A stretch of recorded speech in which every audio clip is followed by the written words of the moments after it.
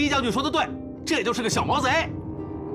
齐将军，先前在下多有误会，得罪了，还请齐将军多多海涵。共同抗倭，保家卫国，何罪之有？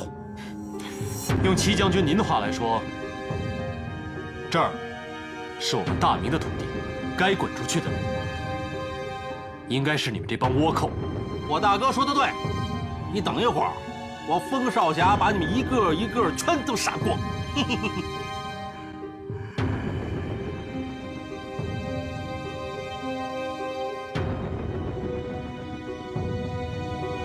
刚才那些倭寇都是你们杀的？不会吧？都杀了好几百人了，你才知道？你呀，比我还呆。齐将军，我这小兄弟说话从来都口无遮拦。哎，您别往心里去。这位风大侠，快言快语，在下喜欢还来不及呢。你们不要再啰嗦了。这座城里都是我的人，你们插翅也难逃。该看看周围的人，我想应该是你吧。这儿是我们大明的土地，你这四周都是大明的子民，是你身在大明的包围之中。我劝你现在就乖乖的滚出去，免得一会儿死无葬身之地。你们大明朝的人都是胆小鬼。哎呀，大哥，别跟他废话，看我一掌拍死他。今天我跟你们新账旧账一起算。求之不得。你个小毛贼，有本事你下来啊！你看你爷爷我怎么收拾你这不学好的孙子！找死！把他们都给我杀光！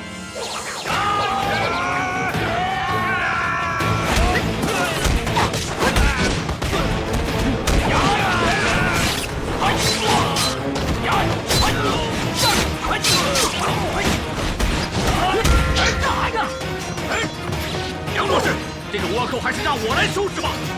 你们先走，我跟大哥马上去办。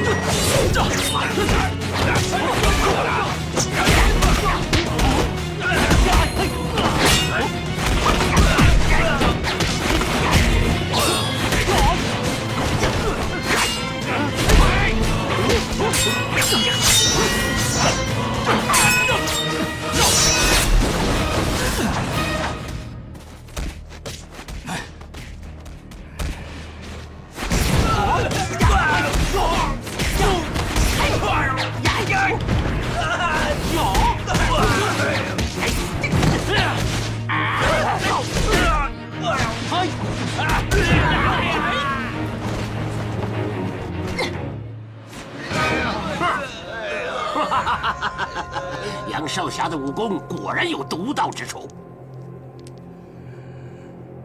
不知道九如法王能接得住在下几招呢？嘿嘿，他呀，他连半剑他都接不了。法王，这剑法是用来克敌制胜的，不是用来吹的。哼，这就对了。这剑法是在对手以为占了上风、心中暗喜之时，才可以发挥最大的功效。这个怪和尚的武功果然厉害。若这剑法用在他身上，怕是不会有什么效果。哎，美女，我们又见面了啊！谁要和你见面？看到。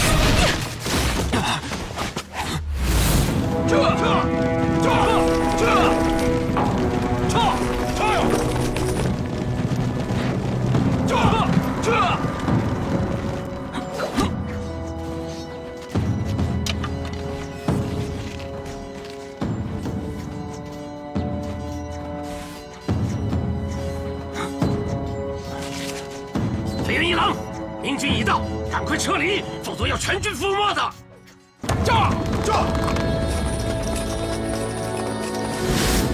炸！炸！炸！撤！撤！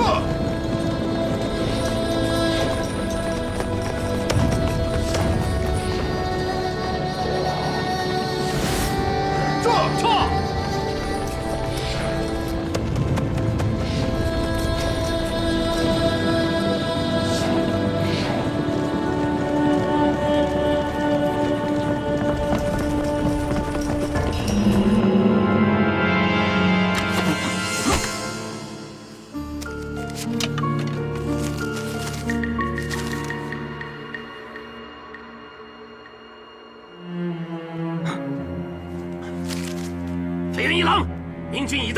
赶快撤离，否则要全军覆没的。让我先杀了他！你说你武功又不如我，人又逃不出我的手掌心，斗来斗去的有什么意思啊？啊！放开我！哎，我都说了，你武功又不如我，人又逃不出我的手掌心，别逗了啊！喂，你打来打去就这一招，有本事你换一招。不会。哎，仙子，赶快发信号！本小姐就放你一马。哼，嘿。哦。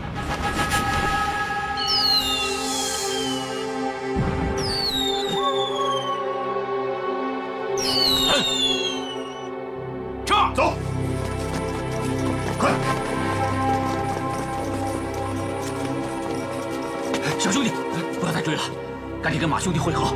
是，快！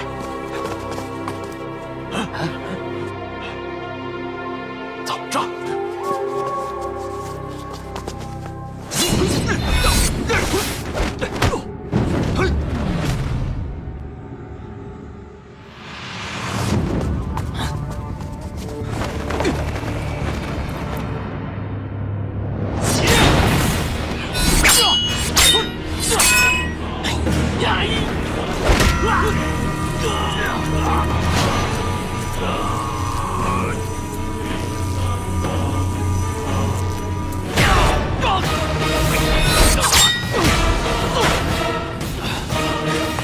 大哥，没事吧？没事。大事，此仇必报。哎，别追了，跟大队人马会合，走。啊，大家都没事吧？没事。没事。杨大侠呢？在这儿呢。团长，没事吧？没事。快走，走，走。给我上！对，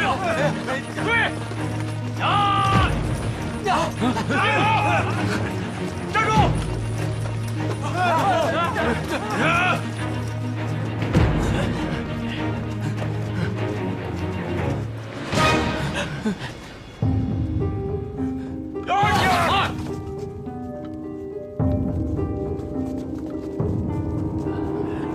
都给我听着，放下武器，一律免死。你们都投降吧，戚将军不杀俘虏。日本武士宁死不降！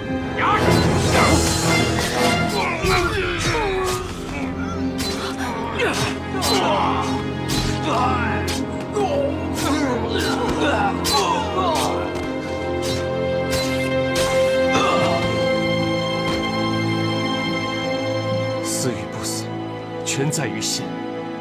师傅的意思是，让他们肉体死，不如让他们的心死。阿弥陀佛。来人，在，把尸体带走掩埋。是，快！在下多谢二位将军，幸亏你们及时赶到。戚将军，您没事吧？我没事，这次是关门打狗，不过在城里还有一些散落的倭寇，要尽快消灭。戚将军，这个你就多虑了。我和马将军一到，剩下的倭寇那就是瓮中之鳖，再过几个时辰，肯定是全部俘虏。多谢二位将军。这几位是？于大人，今天要是没有这几位英雄，恐怕100个戚继光都没了。哦，杨少侠，诸位英雄，我给你们介绍一下，这位是浙江总兵于大猷将军，这位是永嘉参将马天可将军。久仰两位将军大名，今日一见，在下3生有幸。这于大猷我知道，这个马什么的，我这徒弟，在下确实没什么名气，这位英雄不知道我也再自然不过了。我戚继光不是也没什么名声吗？昨天几位英雄还不是把我当了逃兵？戚将军说笑了，在下要是连您都不认识，那岂不是有眼无珠？杨少侠，还不快把这几位英雄介绍给我们认识一下？都自我介绍一下。哦，我叫封盖王武，大家都叫我老五。贫僧小心。在下哥问梅。于叔叔，哎，嘿嘿嘿，我就知道今天一定能见到你们二人的。这，戚叔叔，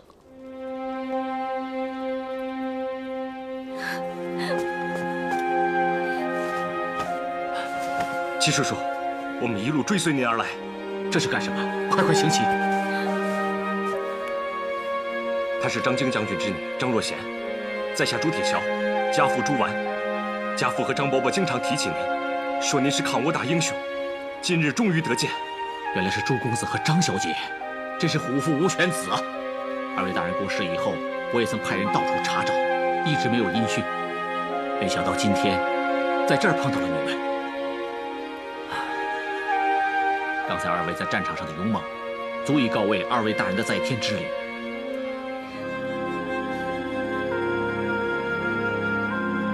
驻随正过，蓝浩元听令。末将在。马上回去收拾下三将府。是。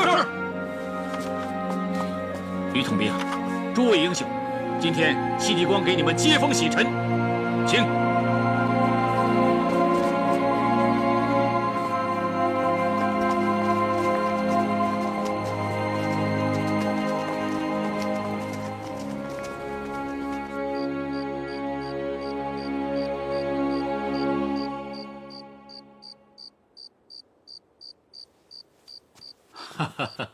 诸位英雄，请。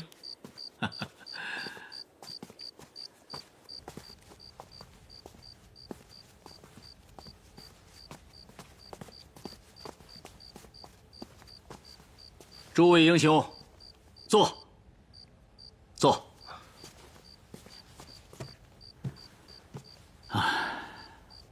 各位，参将府刚刚被倭寇抢掠，另外在下又初来乍到，酒无好酒，菜无好菜，今天晚上招待不周，还望各位见谅。将军在家乡也没有好酒好菜，不一样粗茶淡饭的过日子。哎，咱们自己人吃什么都行，可是今天我们是招待各位英雄，实在是惭愧啊。将军，你这么说太客气了，我等都是山野粗人，吃什么喝什么都无所谓，关键只要填饱肚子就行。我大哥说的没错，我们吃什么都一样，反正吃进去的时候是香的，这出来的时候全是臭的。风少侠说的对呀，我们军旅之中就缺少你这种快言快语之人。你们要是听到我们军师是怎么说话的，你们就会知道，这风少侠的话可是文雅的很呐。算你有眼光，我疯子，反正平时就这么说话，我觉得特别好啊。啊，冯弟，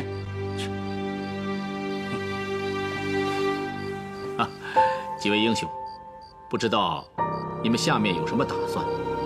是继续留在浙江呢，还是另有去处？我们呢是为了杀倭寇，哪儿有倭寇我们就去哪儿，没什么打算。将军，这一点，我封地说的不错。接下来，我们的确没有什么打算。各位英雄，我倒是有个想法，不知道诸位愿不愿意听听？将军请说。我来到浙江时日不长，可是也做了一些调查。我大明军队战斗力薄弱，将不思战，兵无斗志，军纪涣散，犹如一盘散沙。以这样的军队，要想战胜倭寇，那实在是难上加难呐。这一点，在下已经看出来了。我等刚才也看到了倭寇自杀的场面，不知道诸位有何感想？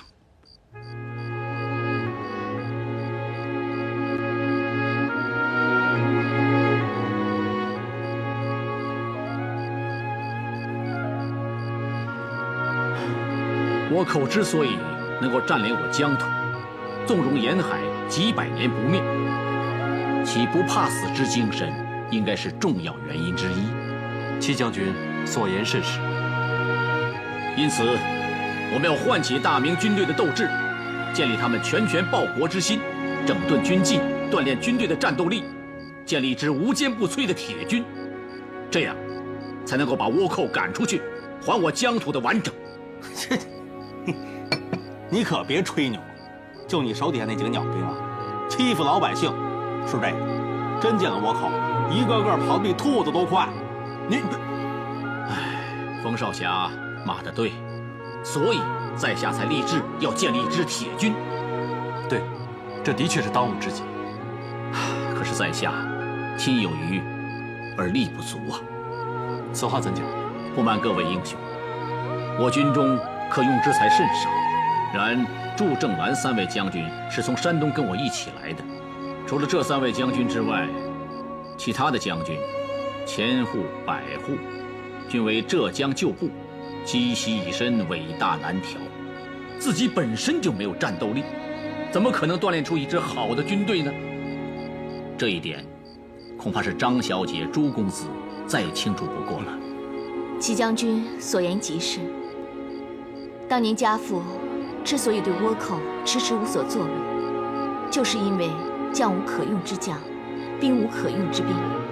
王将军大捷，还是于大猷将军率领了绝对强的兵力，再加上家父用计诱敌，这才歼灭了3000倭寇，是多么不容易啊！即便如此，要不是家父围追堵截那些逃兵，早就让倭寇他们突围了。这件事情我早有耳闻，可是2位大人驾鹤西去，新上任的两江总督胡宗宪胡大人虽然也立志抗倭，可是就像刚才说的，将无可用之将，兵无可用之兵，要想肃清江浙的倭寇，谈何容易啊！戚将军，接下来有何打算？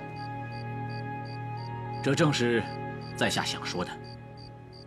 在下想请诸位英雄留在我军中，帮我整顿军纪，锤炼军队的战斗力。如果诸位英雄愿意的话，那我立即报请朝廷，给各位加以官职。如若能得到各位英雄的帮助，那我建立一支铁军的愿望可就能实现了。我看还是算了吧。杨少侠，何出此言呢？天纵哥，咱们来这里不就是为了打倭寇吗？多谢将军抬爱，但是在下一个人自由自在惯了，就像闲云野鹤一般，不受约束。像我等这种粗人，进了将军的军营，不但没有统领治军之才，反而会给将军带来不必要的麻烦。哎，闲云野鹤又如何呀？我可以给诸位英雄特例，免去你们的陈规旧俗。哎，不，将军这样做着实不妥，总不见得为我们几个粗人破了军规吧？可是，老夫求才若渴呀。别人是否接受将军的邀请，在下不敢说，但在下已经习惯自由。这样吧，将军若是今后有用得着在下的地方，尽管开口，在下必定赴汤蹈火，在所不辞。哎呀，我大哥不敢，我也不敢。我封盖老五想参军，我早就当了，我可不当。你个疯子，又不是求你。姓杨的，别不识好歹，你也不打听打听，我们戚将军什么时候这样求过人？蓝将军，不得放肆！退下。杨少侠，蓝将军心直口快，还请杨少侠海涵呐。哎，将军言重了。其实蓝将军说的一点没错，在下的确是不识抬举。杨少侠，请坐。各位，请喝茶，请。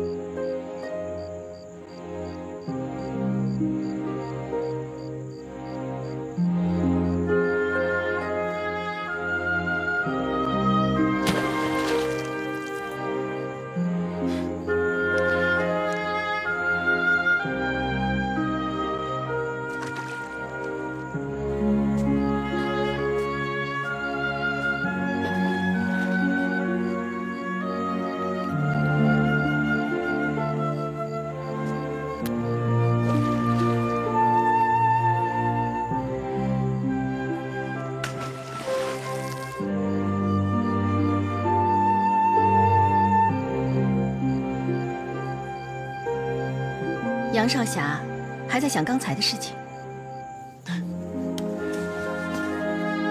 是，戚将军的确是一个难得的将才。不过，在下实在不愿意就这样留在他的麾下，所以只能辜负他的美意了。现在又说戚将军这么多好话，哪有刚才的一句“算了吧”说的潇洒？闲云野鹤、妨碍军事这些话，其实都不是杨少侠的真正理由。到底是为了什么？要不说来听听。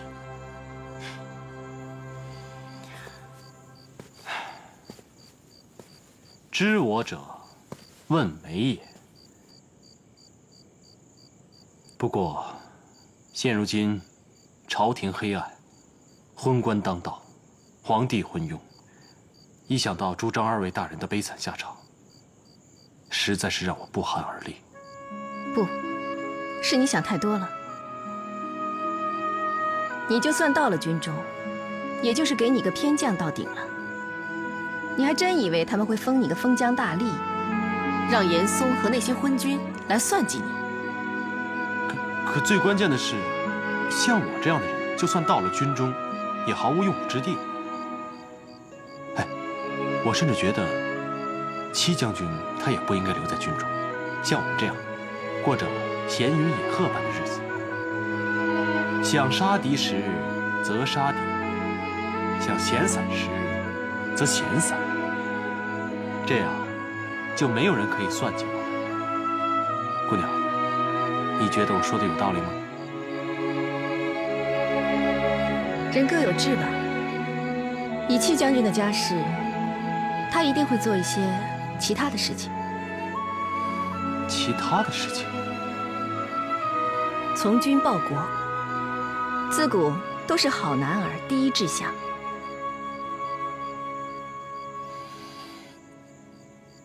那看来，我属于姑娘说的第二种人。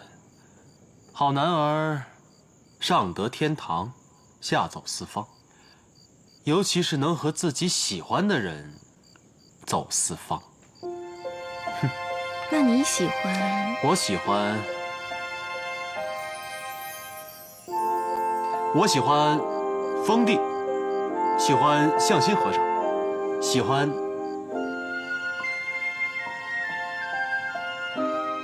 你。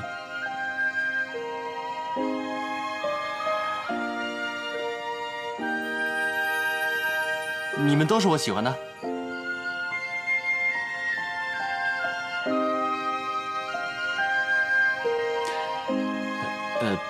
不过，现在当务之急，就是要帮助戚将军完成抗倭大业。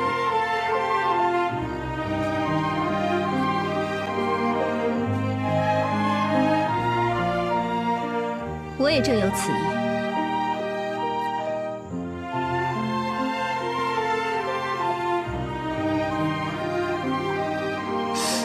在我的记忆当中，好像姑娘的想法永远和我略有不同。有吗？在民族大义之前，当然是化一己之私为无形了。那太好了。也就是说，日后能有机会和姑娘双剑合璧，一同抗倭喽。什么合璧？别瞎说。姑娘有所不知，我先祖杨过和小龙女曾经练就了一套双剑合璧的绝世武功。这其中的奥妙呢，就是你中有我，我中有你，心意相通，血脉相连，就好像一个人有4手4脚，在对付敌人的时候，他的功力倍增。可惜，如今已经失传了。哎，不过姑娘，我们以后可以共同研习啊。原来是这么回事。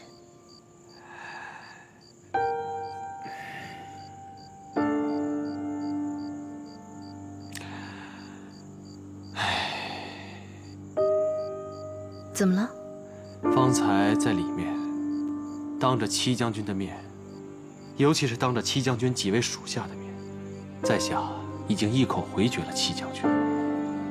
戚将军几位手下的语气似乎很不慈善。是啊，虽然方才在下的口气的确潇洒，但是之后再也不能只图口舌之快了。看今天这个情况，张小姐和朱公子会留在戚将军的身边。我也这么认为。看来要为戚将军效力，只能去找张小姐和朱公子他们。郭姑娘，实在是令在下佩服啊！谁稀罕？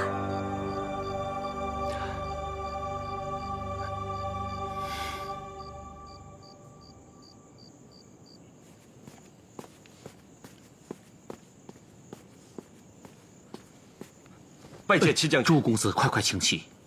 今天多亏了你的拼死相救，怎么能让你行此大礼呢？以后你我亲如一家，不必拘礼。是。朱公子真乃人间龙凤。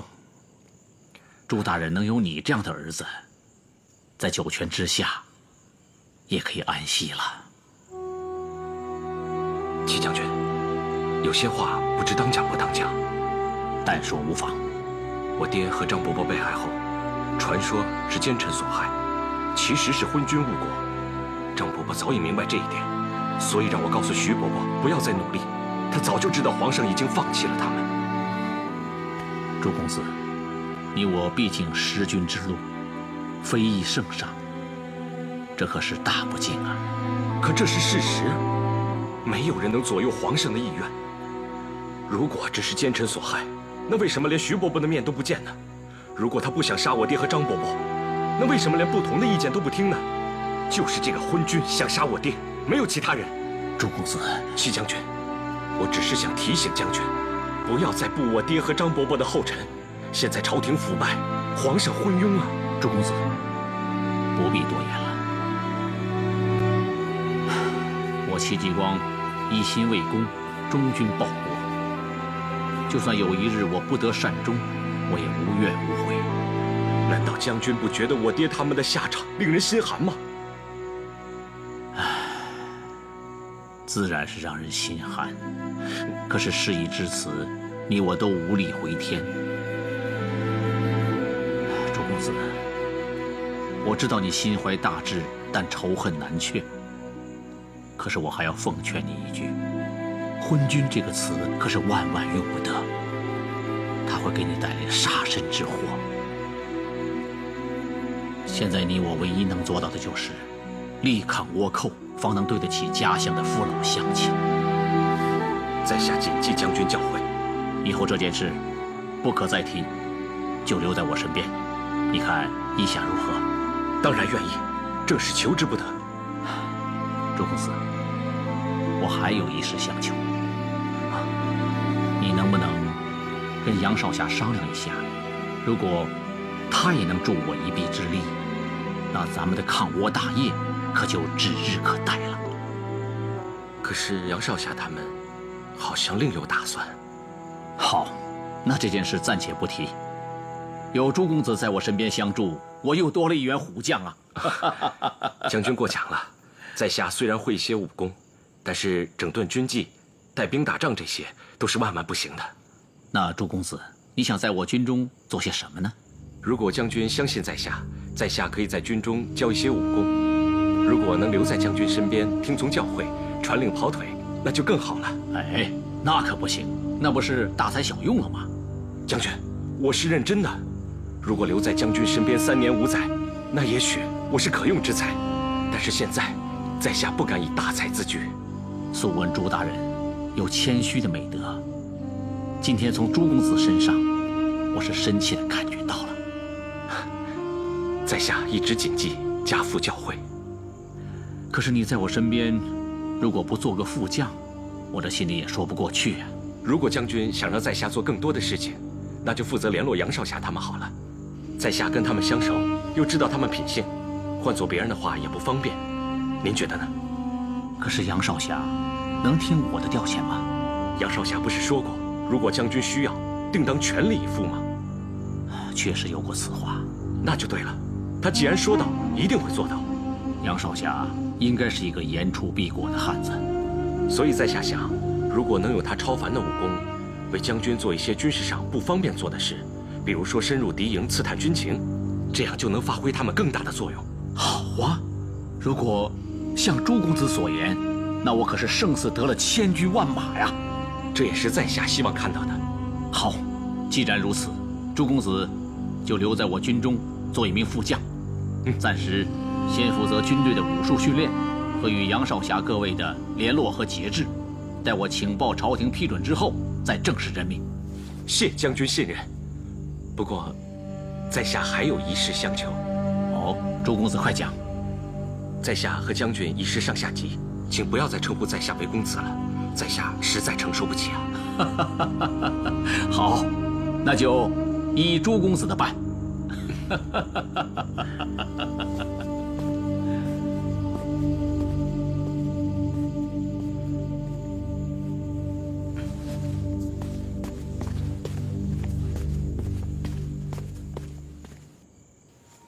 杨少侠，你想如何助戚将军抗倭？虽然你我都身怀绝技，但是这带兵打仗的事情都是外行。况且以我们几个人的武功，冲锋陷阵，我们这身武功最多能帮助咱们在倭寇之中多取几个人的性命罢了。杨少侠的心里似乎已经有了结果。你说说看。我们可以扬长避短。如何扬长，又如何避短？杨少侠绝顶聪明，不明白。做别人不能做，而我们能做的事情；做大将军不能做，而我们能做之事。在最大的限度里，发挥我们的长处，避开我们的短处，而且还不在军中受军规的约束。这可是你说的。郭姑娘，你这个人什么地方都好，唯独不解风情。咱们大家在一起，开开玩笑，说说疯话、傻话，岂不快哉？我们峨眉向来说话都是以口对心，这是我们峨眉派百年不变的戒律。这严守戒律，它并不代表时刻紧张啊。郭姑娘，看来我封地给你取的名字冰山太贴切了。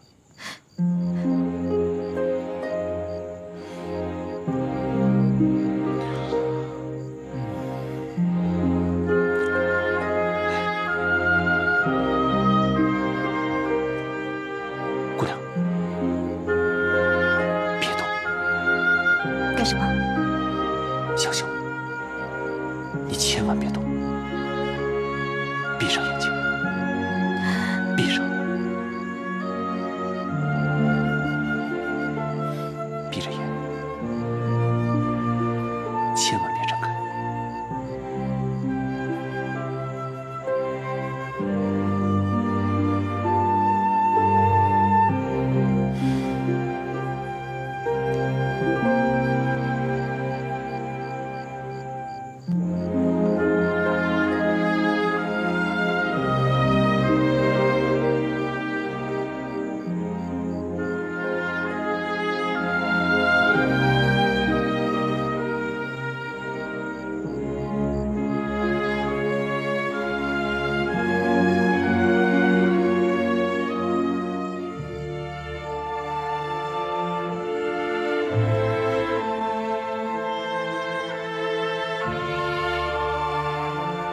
怎么样？有没有一种很放松的感觉？那你有没有一种很想笑的冲动？没有。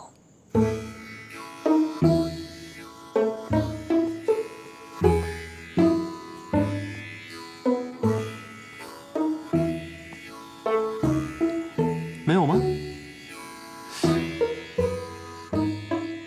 不可能啊！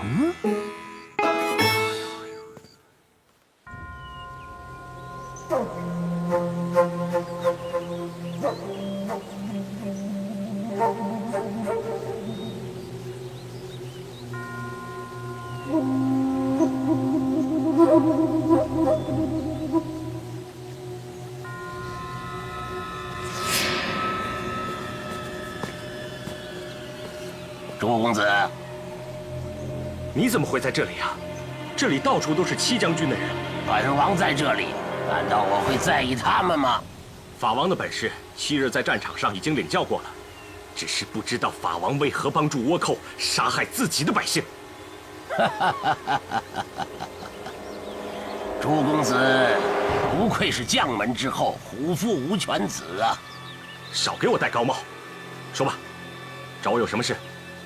我听说你昨日救了戚继光性命，你留在他身边，真是不负众望啊！朱公子，可知你昨日为何战无不胜，博得他的信任吗？为何？因为这是我与倭寇结盟的信物，有此戒指，倭寇就知道我们是友非敌，而且是肥元将军的座上宾。肥元下了死命令，凡是戴这个戒指的人，不会受到任何伤害。什么？这戒指居然跟倭寇有关？你怎么可以勾结倭寇呢？倭寇与反明势力从根本上没有什么区别。其实你现在应该高兴才是。再说了，有了倭寇这样的强助，你想实现首任昏君的复仇大业指日可待。可他们毕竟是倭寇，无信无义的。哎，不必多虑。倭寇目光短浅，他们看到的只是那些金银财宝，他们并没有想侵占中原的意图。江南沿海百姓富庶，让倭寇侵犯几次，根本不必放在心上。让倭寇杀害我中原百姓，你怎么能够助纣为虐呢？朱公子，真没想到你对我说出这种话，难道你还不明白吗？明朝皇帝真的会赖民如子吗？无论任何一个皇帝尚未登朝，百姓都是命如纸薄。朱公子，你是想看你的杀父仇人当皇上，还是想和我携手合作推翻大明？啊，朱公子，等到了那一天，等到大业继承，中原百姓就可以过上安居乐业的日子。到时候你就是开国元帅，还不是海阔凭鱼跃，天高任鸟飞吗？有数不尽的奇珍异宝、高官厚禄在等着你。铁桥糊涂，愿听法王调遣。既然是兄弟，你的仇就是我的仇。我向你保证，到时候我会集中我所有的力量，帮你报杀父之仇。多谢法王。朱公子，兄弟之间不必多礼了。另外，日后你按照这个地点，到时候把杨天纵等人和戚继光军中的所有动向发给我，不得有误。所有动向，所有。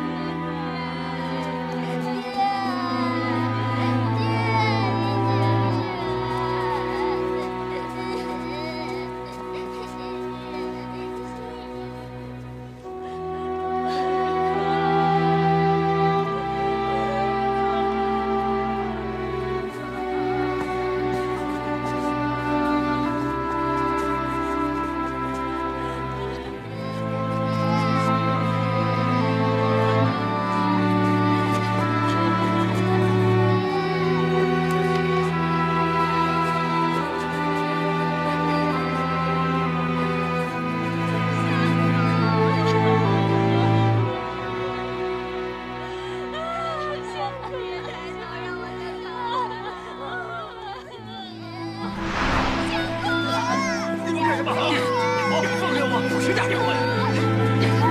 走，走，放开我！你是坏人！快点，放开我！把他给我拉开，快点！起来！放开我！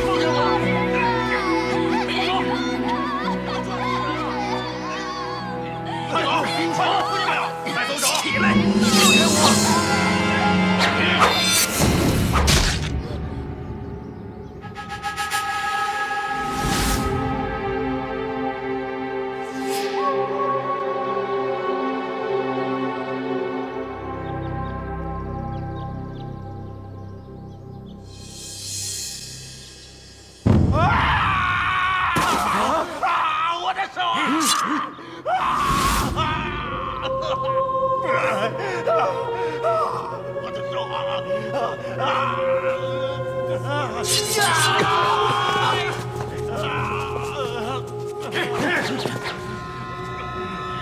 大胆！你活得不耐烦了，阻拦抓捕朝廷钦犯是死罪。哼，你捉拿钦犯，凭你本不该干预。可这小女孩也是钦犯吗？你若想置她于死地，那贫尼绝不会让你胡作非为。你想怎样？放了他们！你们都给我滚蛋！好大的口气！你偷袭伤人，别以为我等怕了你！给我上！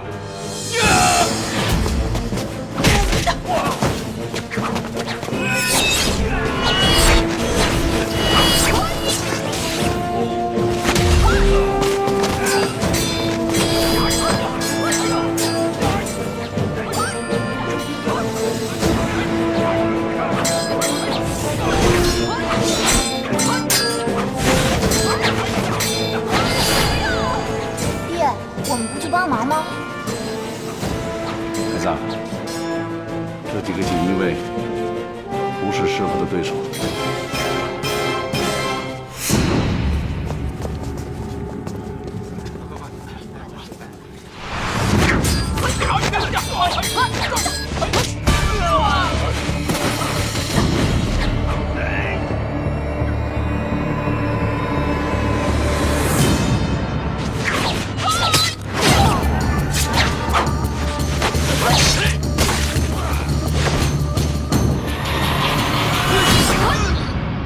倚天剑法果然厉害。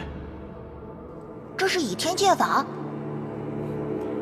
是啊，这就是峨眉派登峰造极的倚天剑法。这位师傅现在只有3成的功力，如果真要学到7、8成，剑锋出鞘，这些锦衣卫就没命了。这么厉害啊！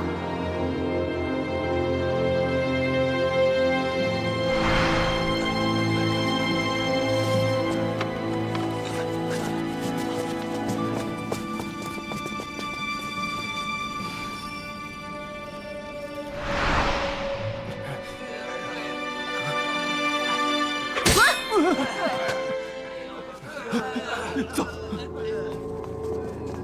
快走，快走！起来，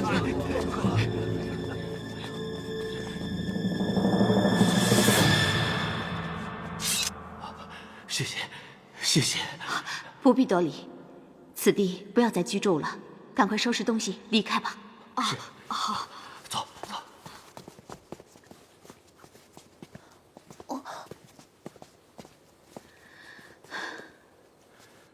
13姑除暴安良，杨树实在敬佩。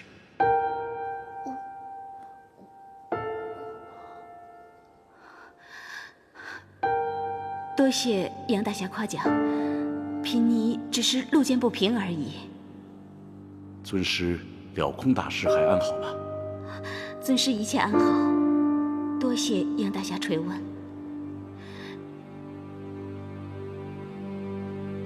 时候不早了，告辞。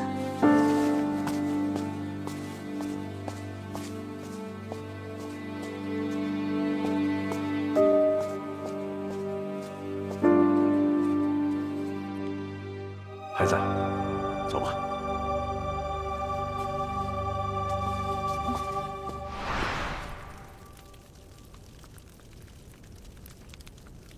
天不早了，回去睡吧。我不累，我再学一会儿。爹，我们和峨眉派有过节吗？没有。那为什么我们和峨眉派从不来往啊？不是来往什么。孩儿看尼姑姐姐武功好，人也十分善良，可爹爹为什么要对她冷冰冰的？你觉得爹对她礼数不周？礼数是周全的，但完全是冷冰冰的，拒人于千里之外的样子。是吗？对峨眉派的人就该如此。为什么？田总，你已经长大了，有些往事该告诉你了。啊？爹，什么往事啊？就是我们的先祖神雕大侠杨过的一些往事。爹，你快说，孩儿一定好好记着。先祖武功登峰造极，仅以一只独臂和雕儿行走江湖，我早就想听了。先祖年轻的时候，曾被人砍掉一只手臂，砍他手臂的人就是大侠郭靖的女儿郭芙。什么？没想到他独臂竟与死守襄阳的郭家有渊源。哪里是渊源，根本是孽缘。先祖杨过曾经多次救过郭芙和他亲人的性命，可是郭家人没想到竟是一种忘恩负义之辈。爹爹跟我说这些，是为了让孩儿记仇吗？当然不是，爹是想告诉你，杨家和郭家的渊源。郭家虽然满门忠烈，除了峨眉先祖郭襄外，他的父母和姐姐都先后战死了。郭襄便出家做了尼姑，她正是峨眉派的开山祖师。这个郭襄也是个坏女人吗？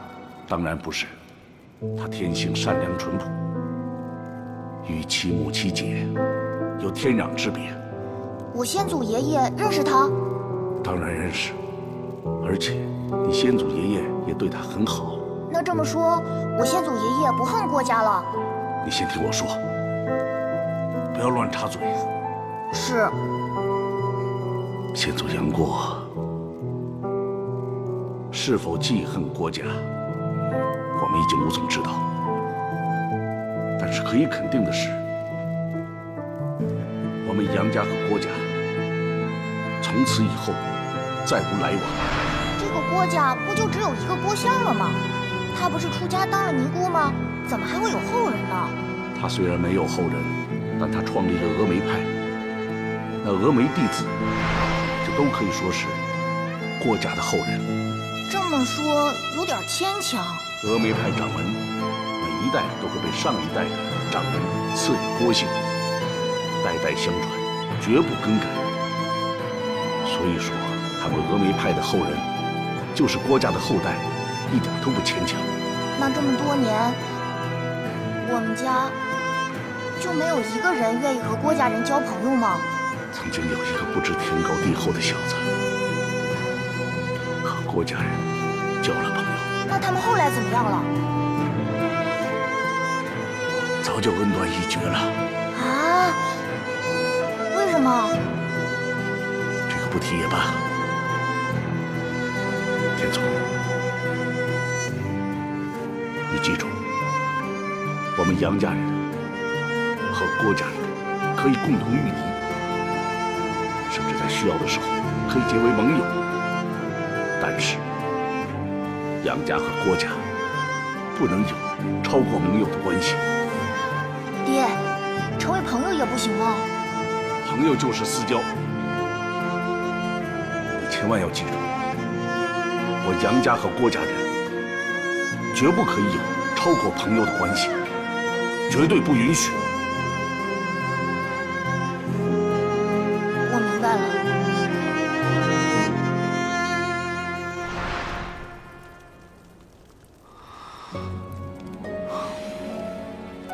爹，你有没有想过，既然先祖神雕大侠对郭襄甚好，他也许是希望我们与郭家人交朋友。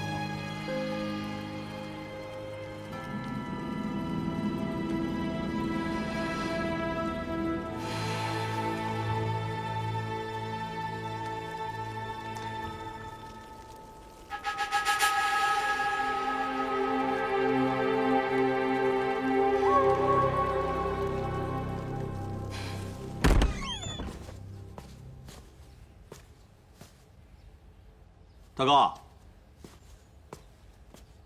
大哥，哎，哪儿去了？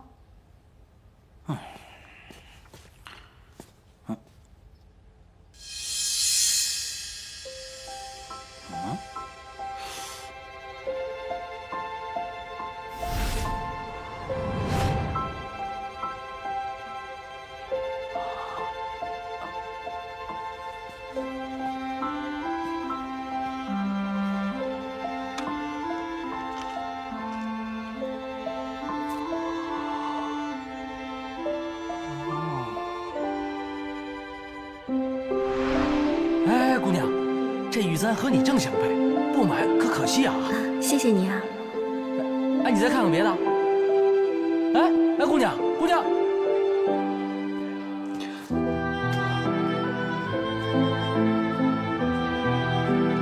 简直是美若天仙呀，比刚才那位姑娘还美。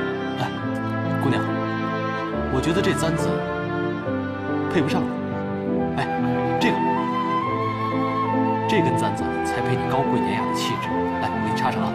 哎，老板，这个多少钱？10两银子。哎呦，客官，你可真阔气啊！行啊，你大哥，没钱买酒，有钱泡妞，哼。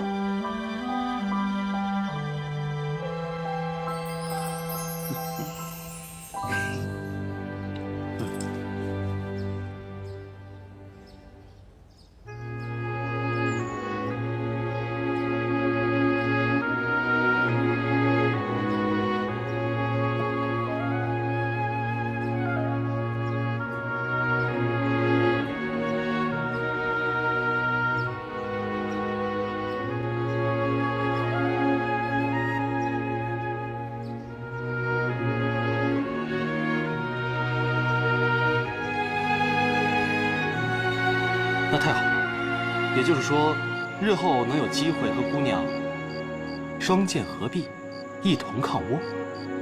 什么合璧？别瞎说。姑娘有所不知，我先祖杨过和小龙女曾经练就了一套双剑合璧的绝世武功，其精髓呢，就是你中有我，我中有你，心意相通，血脉相连，就好像一人有4手4脚，在对付敌人的时候会功力倍增。可惜如今已经失传了。哎，郭姑娘，我们以后可以共同研习啊。油嘴滑舌。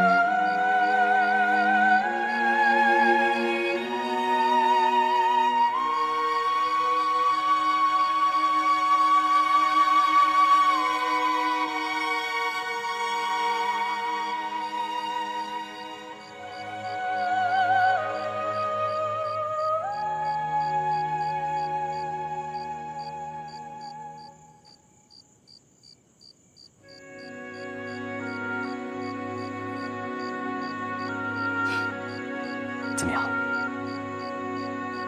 有没有一种特别放松的感觉？那有没有那种很想笑的冲动？没有。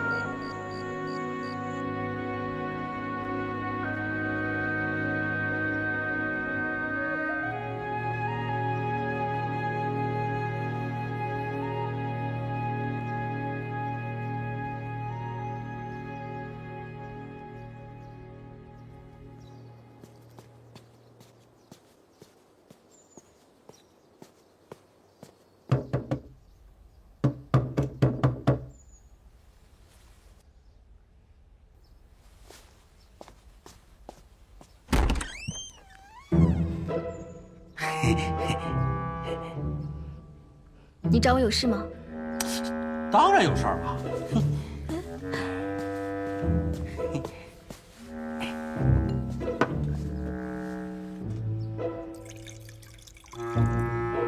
找我什么事啊？哎，茶不错啊。宁山，你摊上事儿了，你摊上大事儿了。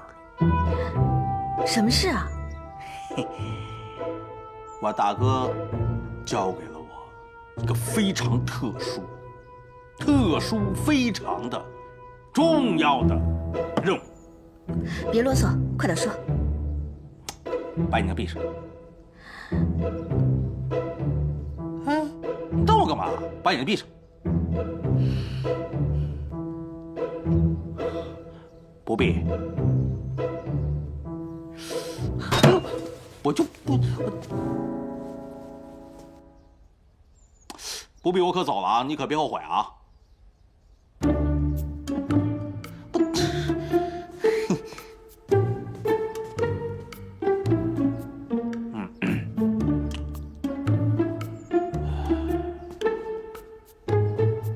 不必，我可走了啊！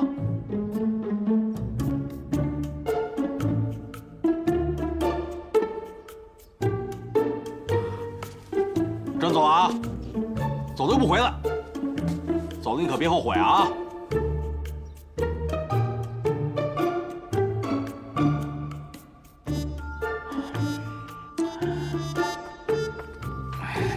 哎呀，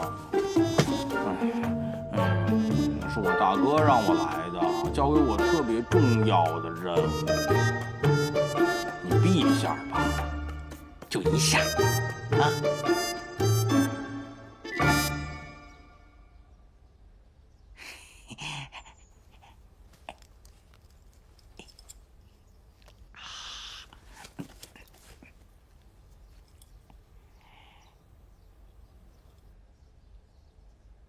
1、2、3，睁眼。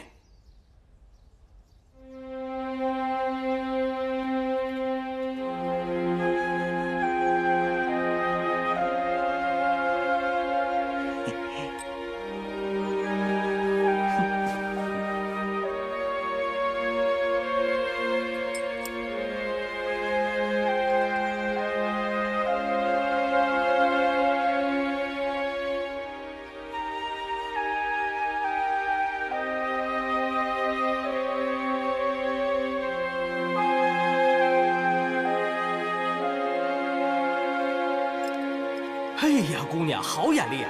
你拿去吃，可是我们这里最好的玉佩啊！老板，这个要多少钱？给你算便宜点，10两银子。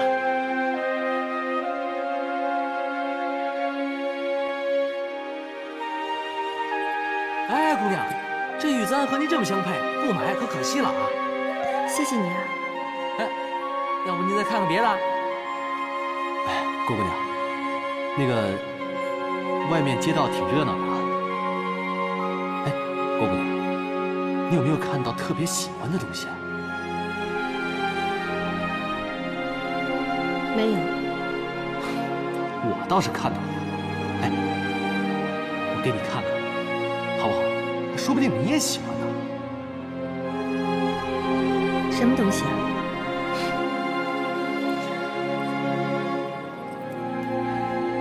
不好了，倭寇来了！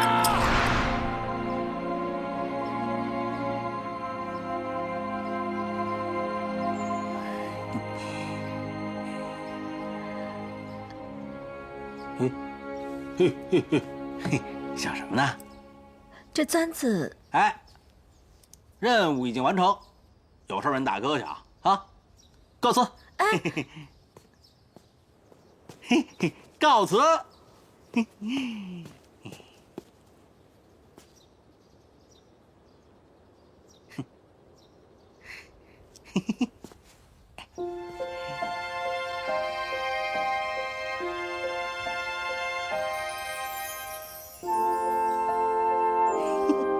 别说你是冰山，你就是金山银山，都给你弄化了。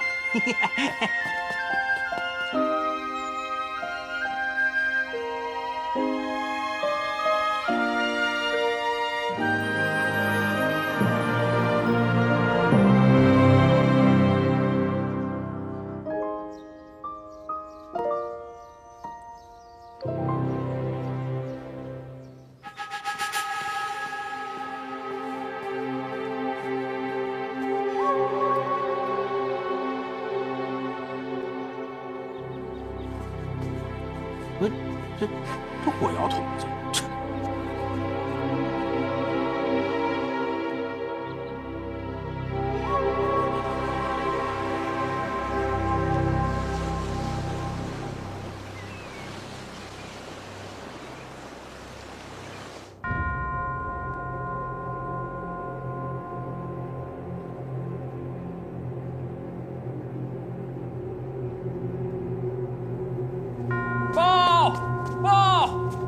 报告大将军，东西小的取回来了，拿上来。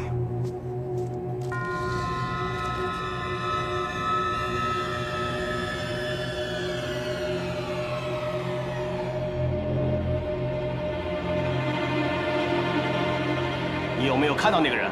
没有，小的只是按法王所示，在一个石狮子口中找到了这个。知道了，下去吧。是。 法王高明，想不到戚继光的身边有我们的兄弟来做副将，以后我们全得仰仗他。本王所言不虚吧？有了这把插在戚继光心脏的刀子，我们就可以立于不败之地。那也可以报了王将军之仇，解我乐清空手而归之恨。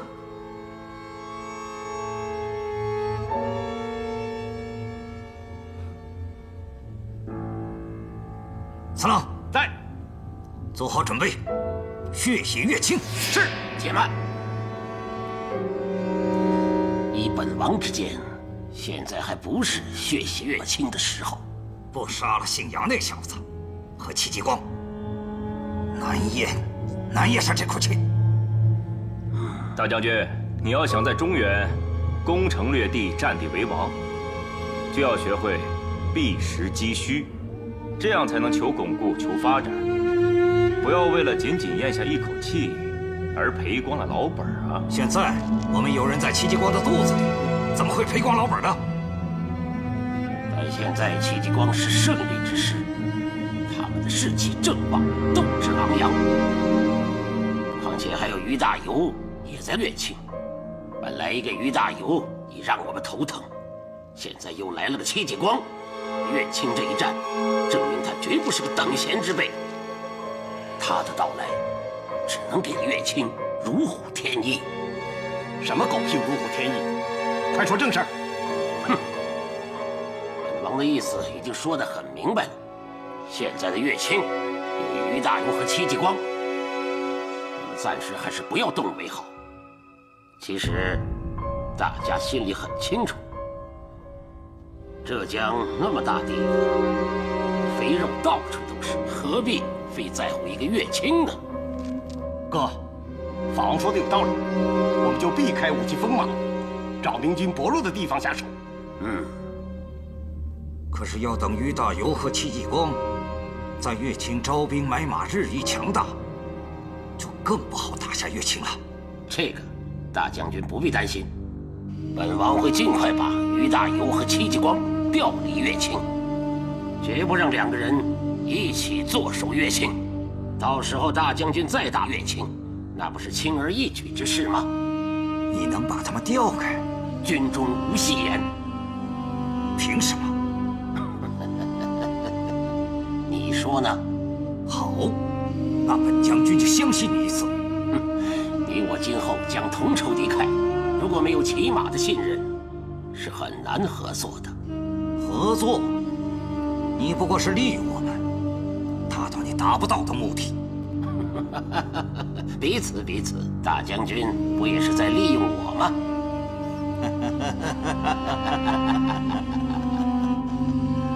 好，那我们就紧密合作。我等着法王把戚继光和于大猷调回来。本王不会让大将军等得太久的。 哥，我现在还有一个计划。你说，我们要趁这个时间，找一个防守薄弱又有油水的地方，狠狠捞上一把。东南风就要来了，我们立功回日本的时候到了。我们现在抢来的东西还不够装3船，而我们手下几万兄弟的家人还在等着活命。要攻打乐清。等等，我想到一个富得流油的地方，而且那个地方的守将更是贪生怕死、一击就溃的窝囊废。是什么地方？王大头领，请讲。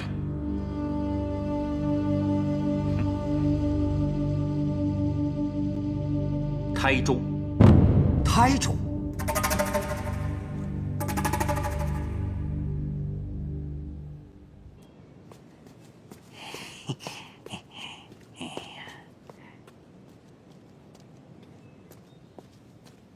哎，冯弟，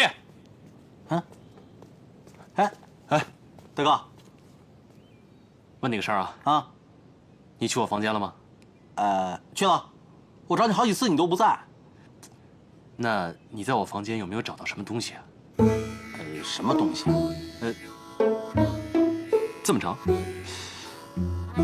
这么宽，哎，底下还有2个球挂着，女人用的，这么长？对对对，我到底什么东西啊？簪子。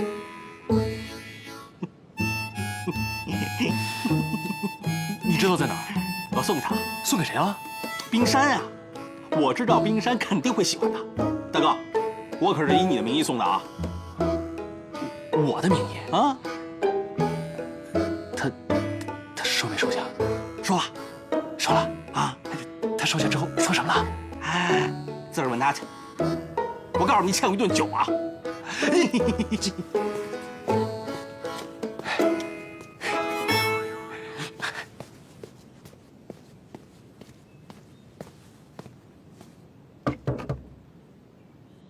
若贤，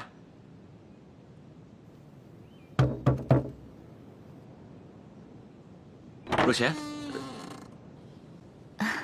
师兄，若贤，你找我有什么事吗？有件事我想告诉你。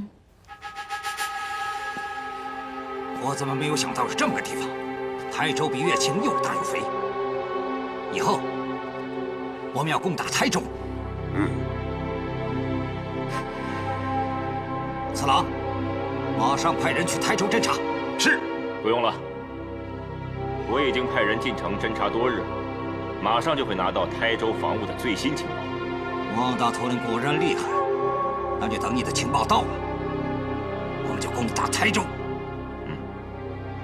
大哥，即便如此，我看我们不能让乐清闲着，在我们准备打台州的时候，要给戚继光造成一个我们打乐清的假象。那你说，你有什么打算？刺杀戚继光。对，刺杀戚继光。纵观我军在乐清实力，无一不和戚继光善于用兵联系在一起。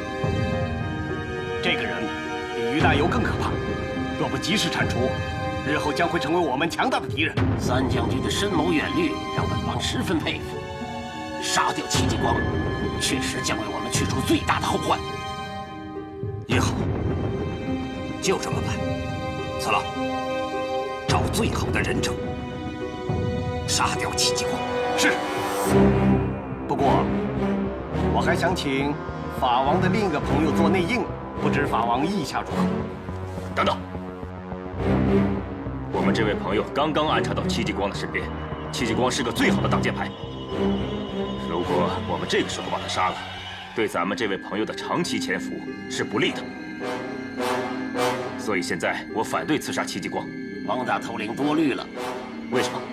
既然我们这位朋友已在明军中做副将，那他现在不仅是戚继光的人，还是明军中无论将来换何人驻守乐清，我们的这位朋友在明军中的地位都不能动摇。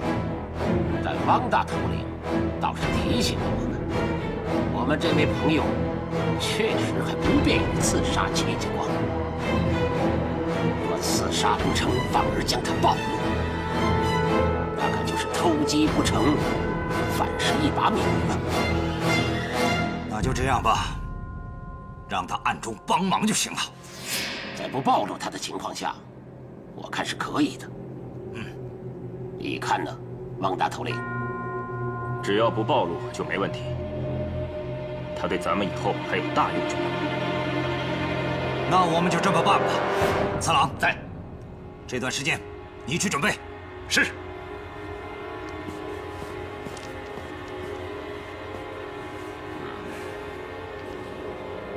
仙子，去乐清前，咱们先到汪大头领的沉鱼岛去，然后你和他们一起去乐清。是。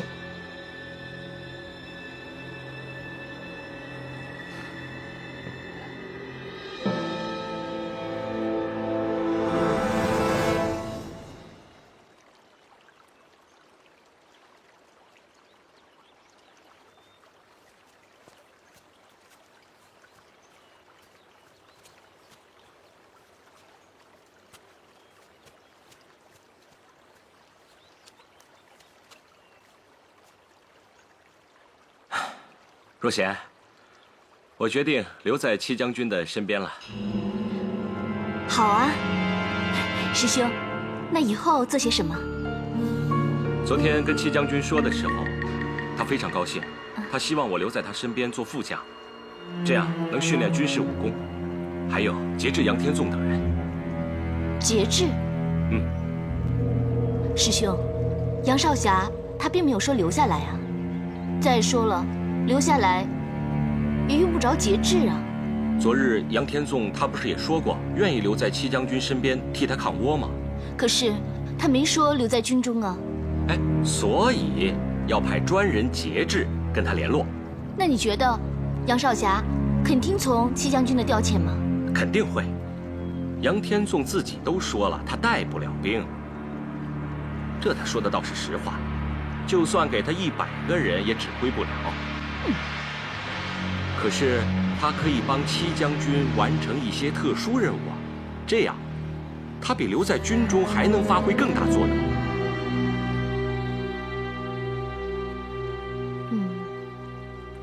戚将军所言在理。若贤，你愿意留下来一起抗倭吗？师兄，你不是特别痛恨朝廷跟军队吗？怎么又想着进入军队了？那戚将军跟别人不一样。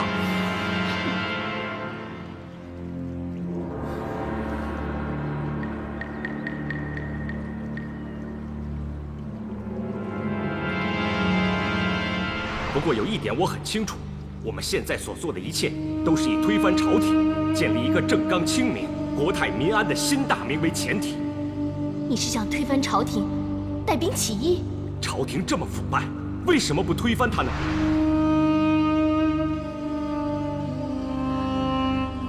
师兄，我记得你说过的，你要亲自建立一个军队，甚至跟明军抗衡，并且打垮他们。现在怎么又想进入你想打垮的军队呢？这就是你口口声声说让朝廷尽快倒台的事。我没有忘记我说过的话。我现在进入戚家军，就是为了等待时机。师兄，你想把戚将军拉进来一起造反？我跟你说，戚将军是不会同意的。放心，我没有那么鲁莽。那就好，不要做了掉脑袋的事，都不知道怎么掉的。我留在戚将军身边就是为了帮他抗倭，没有其他想法。那我就放心了。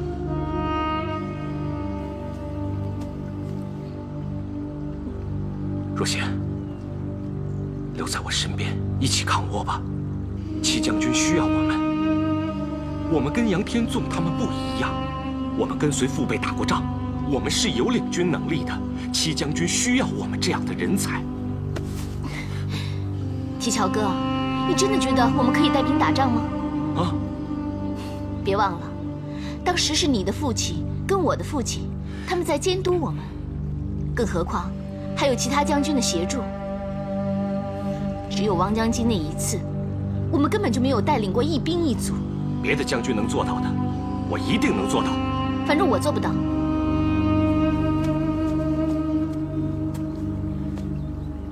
你还是想跟杨天纵在一起吗？是啊，我觉得这样更适合我吧。只想跟定杨天纵。师兄，你不要那么狭隘好不好？我狭隘？是啊，每次我一提到杨少侠，你心里就犯抵触。我告诉你，杨少侠他说的什么都是对的。若仙，你变了，你以前不是这样的。师兄，变的不是我，是你。若仙，你不要再糊涂了。杨天纵根本不适合你，他心里有别人。况且你别忘了，咱们是有婚约的。